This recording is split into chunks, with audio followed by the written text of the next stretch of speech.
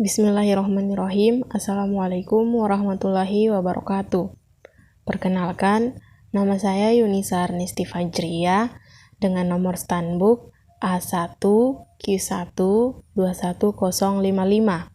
Baik, kali ini saya akan menjelaskan materi tentang checklist atau daftar cocok. Video ini dibuat guna memenuhi tugas UTS mata kuliah instrumen non-tes dalam BK. Pengertian daftar cocok. Daftar cocok adalah deretan pernyataan yang biasanya singkat-singkat, di mana responden yang dievaluasi tinggal membubuhkan tanda cocok atau checklist di tempat yang sudah disediakan.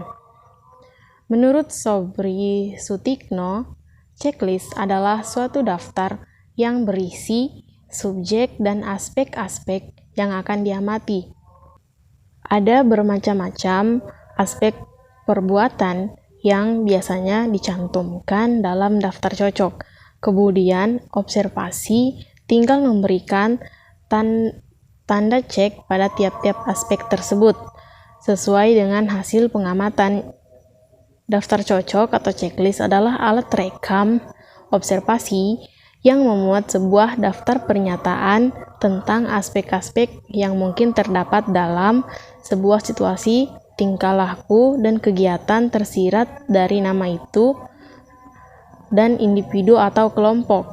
Walaupun skala seperti itu tidak dibatasi untuk mencatat hasil observasi, tetapi skala itulah yang merupakan instrumen paling sering digunakan sebagai alat bantu observasi.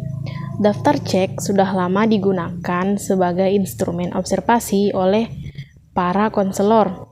Daftar cek secara spesifik terfokus pada karakteristik, meningkatkan objektivitas pengukur, dan memberikan komparabilitasi sesama pengamat terhadap observasi yang dilakukan. Dan daftar ini lebih mudah digunakan. Daftar cocok bukanlah angket. Daftar cocok mempunyai bentuk yang lebih sederhana karena dengan daftar cocok, peneliti bermaksud meringkas penyajian pertanyaan serta mempermudah responden memberikan responnya. Daftar cocok memuat beberapa pertanyaan yang bentuk dan jawabannya seragam. Manfaat daftar cocok. Berbagai macam manfaat daftar cocok untuk kepentingan pemahaman dari konseling di antaranya adalah 1. Mencatat kemunculan sejumlah laku secara sistematis. 2. Mencatat kemunculan sejumlah tingkah laku dalam waktu singkat.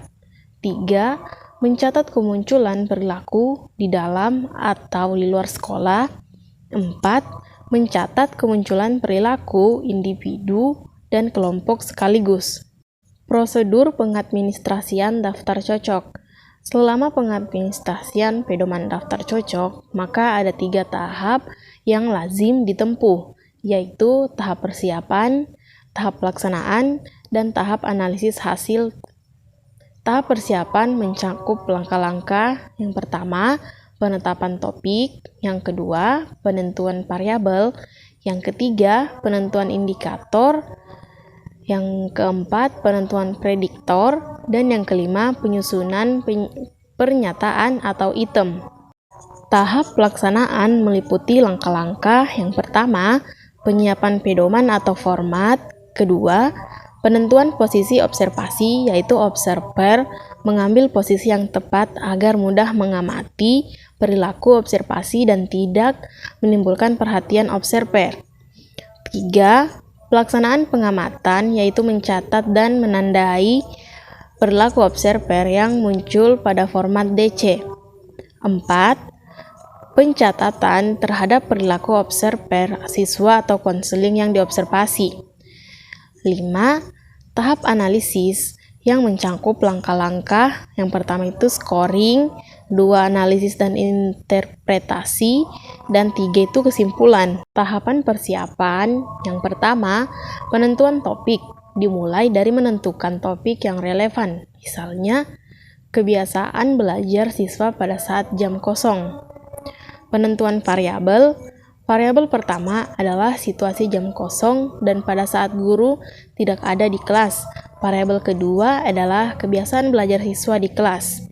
Ketiga, penentuan indikator dengan dua kategori, yaitu kategori ya sebagai petunjuk kemunculan sub-sub variabel atau pernyataan. 4. Penentuan prediktor, yaitu penetapan kriterium terhadap frekuensi kemunculan perilaku. Kriterium ini dibuat berdasarkan kajian teori tentang kebiasaan belajar sebagaimana tertera pada topik. Prediktor ini sekaligus digunakan sebagai acuan untuk interpretasi data. 5. Penyusunan pernyataan atau item dengan perilaku yang diobservasi, khususnya kebiasaan belajar siswa di kelas pada situasi jam kosong atau saat guru tidak ada di kelas. Baik, itulah tadi penjelasan materi tentang daftar cocok atau checklist.